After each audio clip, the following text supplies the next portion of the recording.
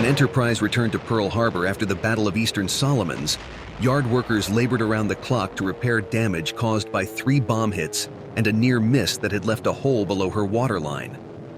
A return to Hawaii also meant another chance to install more of the coveted 20mm Oerlikons.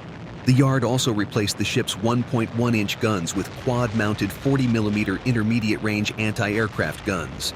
With another big Japanese offensive against Guadalcanal underway, the yard rushed final repairs, and on October 16, 1942, the Big E departed for the South Pacific.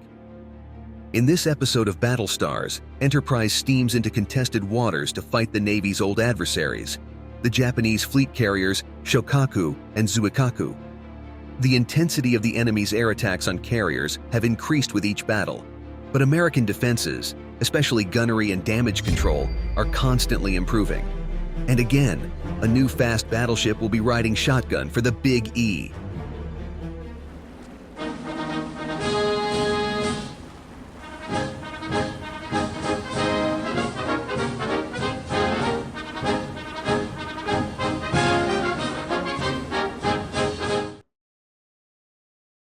Not long after the last carrier clash, Saratoga had fallen victim to a Japanese submarine torpedo for the second time, again knocking her out of action for many months. A submarine had sunk Wasp, too. Only Enterprise and her sister ship Hornet remained to defend the Marines' white-knuckled hold on Guadalcanal. The big offensive called for the Japanese army to do precisely what it had failed to do since August, namely, adequately reinforce its men ashore and recapture Henderson Field, thereby eliminating local American air superiority. With the airbase in Japanese hands, the Navy would decisively defeat the outnumbered U.S. Navy if it tried to intervene. Swapping places with the enemy's ground forces, Americans rather than Japanese would be compelled to withdraw from Guadalcanal or face destruction, in effect reversing U.S. strategy.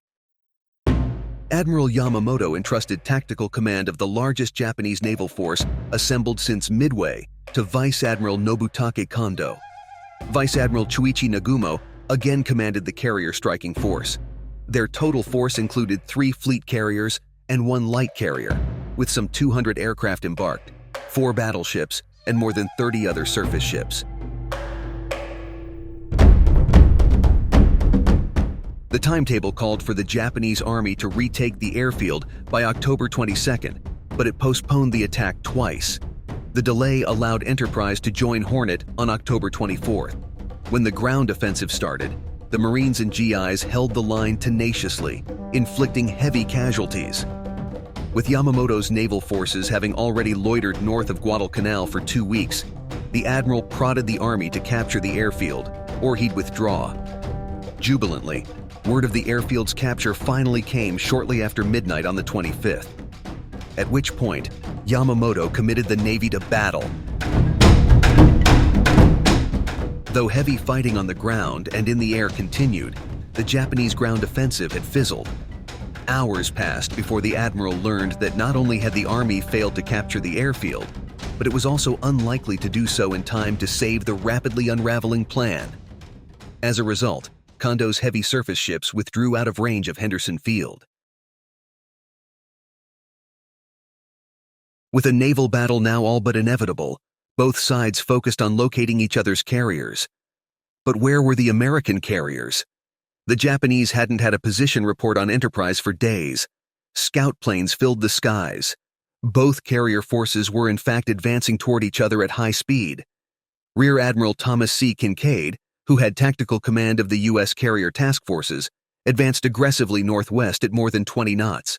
He had 137 operational aircraft, about 60 fewer than Nagumo. In Noumea, the new U.S. theater commander, Vice Admiral Bill Halsey, exhorted Kinkaid to attack, repeat, attack. The Battle of October 26th started well when 2 of the Big E's scout SBDs on the dawn search seriously damaged the flight deck of light carrier Zuiho. With a fix on each other's carriers, Nagumo and Kinkaid launched morning strikes. In an ugly twist to the exchange of air attacks that followed, opposing air groups clashed on the way to their targets, with the Big E's group getting the worst of the fight. Nagumo's strike arrived first. With a large enemy formation inbound, Battleship South Dakota and 10 other ships formed a tight circle around the Big E. In a repeat of Eastern Solomons, combat air patrol, directed from Enterprise, was poorly handled.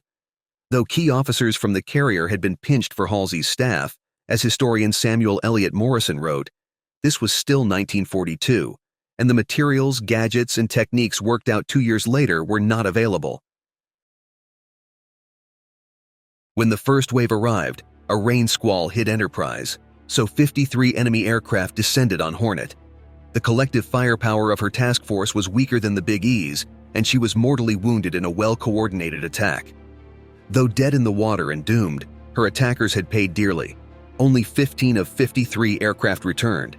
Meanwhile, hundreds of miles away, Hornet's SBDs were savaging Shikaku. For the third time in 3 carrier battles against the U.S. Navy, dive bombers blasted open her flight deck, caused severe internal damage, started major fires, and forced her to withdraw.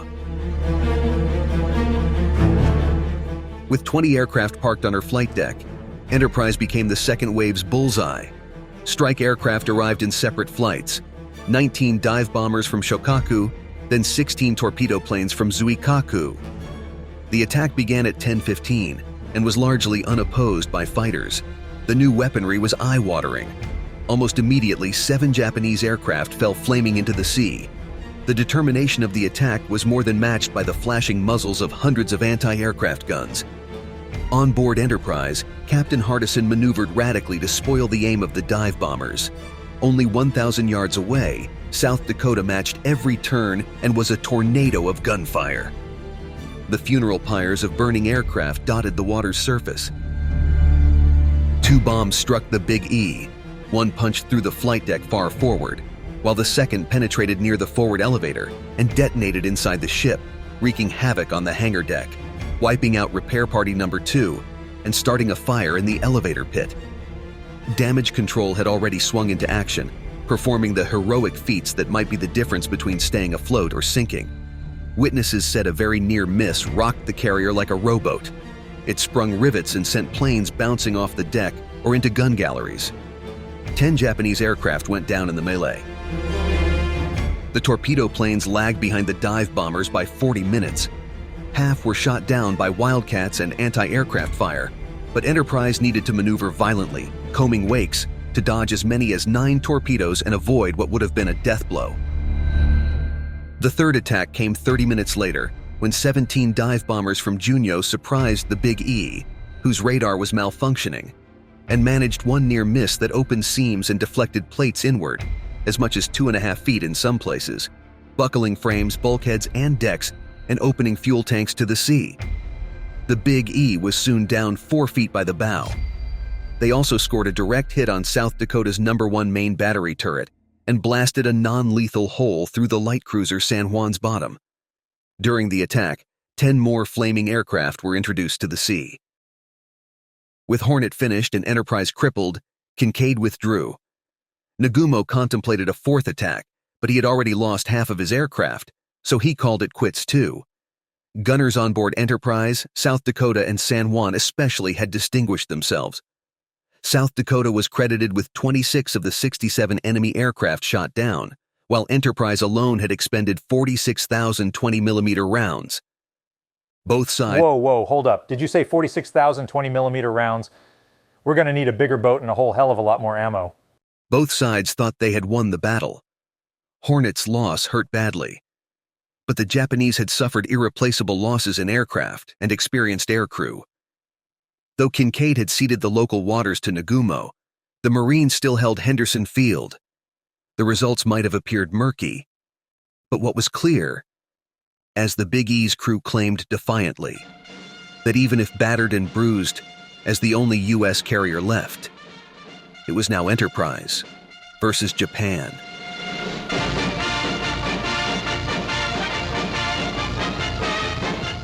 Thanks for watching. Consider subscribing if you enjoyed this video.